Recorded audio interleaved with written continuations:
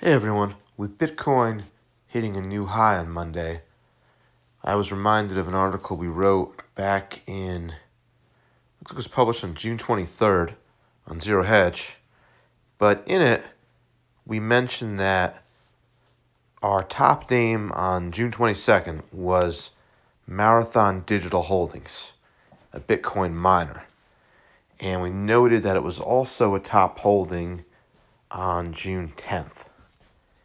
And since then, Bitcoin is up about 82%. And Marathon Digital is up. Let's expand this chart a little bit so you can see it better. It was up 184% as of Monday's close. So our top 10 names overall from that cohort were up 22.5% versus 11.42% for SPY. But our friend Anatoly Karlin, who was really accurate in his predictions about COVID in early 2020, has updated his prediction for a Bitcoin peak and a crash. We don't know if this is going to happen or not, but he predicts Bitcoin will hit an all-time high of $80,000 in December, and then it will crash in February. So, in the event this is true, and we have no idea if it will be true, let's look at a way you can limit your downside risk in Marathon Digital, but hold on to it in the event there isn't a crash in the next few months. So the first thing we'll do is open up the portfolio on our iPhone app. And actually, before we get to Marathon Digital, I just want to make a quick point about our top names performance. We had a streak where it was pretty bad. As you can see, these negative returns, March, negative 14%, etc. But it looks like we've turned a corner here. You can see on April 29th, our top 10 was up 22.52% over the next 6 months versus 10.05% for SPY. And this might be one of our best performing cohorts ever. On May 6th, our top 10, we had 3 names that were up over 100%. And on average, those top 10 were up 58.09% versus 12.54% for SPY over the next 6 months. So it looks like we've started to hit another outperformance streak. And that's something you can subscribe to within the app or the website. Anyway, back to hedging. So the first thing we'll do is we'll type in the symbol for Marathon Digital, which is just the first 4 letters of the stock's name, MARA. And for this example, we'll just use 100 shares. And then the next thing we do is we indicate the largest decline that we're willing to risk over the time frame in the hedge. So you're up 180 plus percent over the last 5 months. Maybe you'd be willing to risk a 25% decline. And instead of using our default, which goes out approximately 6 months, let's pick the first expiration after... Actually, no, let's pick the first expiration after February, which would be the March 18th one. So we go ahead and tap Find Optimal Hedge, and we're showing that it's too expensive to hedge with puts right now. So one thing we can do is try to increase our decline threshold. We can go to 30%. Still too expensive. What do you know about that? All right, so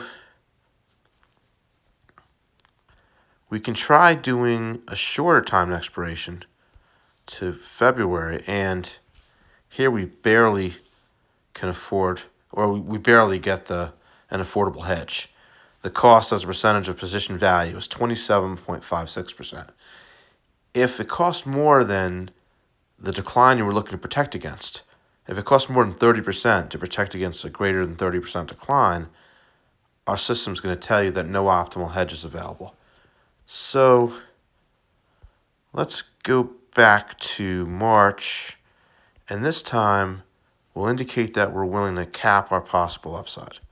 A lot of times I do these ahead of time to see numbers that work, but this time we're winging it. No optimal collars available. Let's go ahead and try 30%.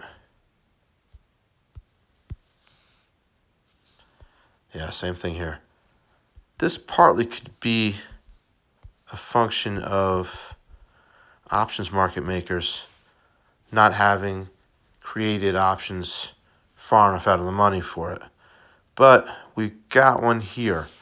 So if you're willing to cap your possible upside at 25% between now and March, you can protect against a greater than 30% decline in Marathon Digital with this optimal collar, where your net cost would be negative $1,110, or negative 14.74% of position value. And out of curiosity, let's just see if we can lower, this probably won't work, but if we can lower our decline threshold. And no, it did work. Okay. So if you want to protect against a greater than 25% decline, this would be the optimal collar to protect against that. And as you can see, the net cost is negative this time too, but you're going to get less of a net credit. Here you get a net credit of $885, or 11.75% of position value, assuming, to be conservative, that you placed both trades, buying the puts and selling the calls, at the worst ends of their respective spreads. So you bought the put at the ask and you sold the call at the bid. In reality, you can often buy and sell options at some price between the bid and ask. So in all likelihood, you would receive net credit of more than $885 when opening this hedge with 100 shares. So the benefit of this is showing a cap of 25%, but if we take into account the negative hedging cost, you're really looking at a cap of closer to 36%. So you've got about 36% possible upside from here to March, mid-March, and worst case scenario, you're not going to be down more than 25% between now and then. Now, let's say there is a correction in March. You're protected.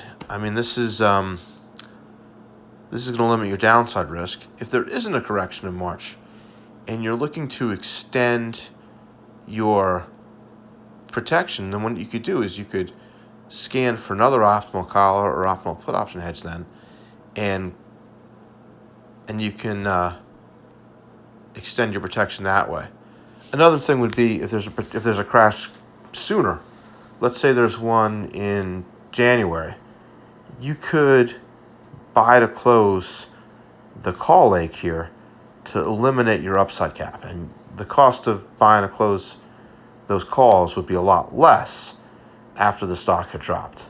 But something to consider if you're long Marathon Digital and you want to hold on for some additional gains, but you want to protect yourself in the event Anatoly Karlin is right and we're going to see a Bitcoin crash in February. Good luck, everyone.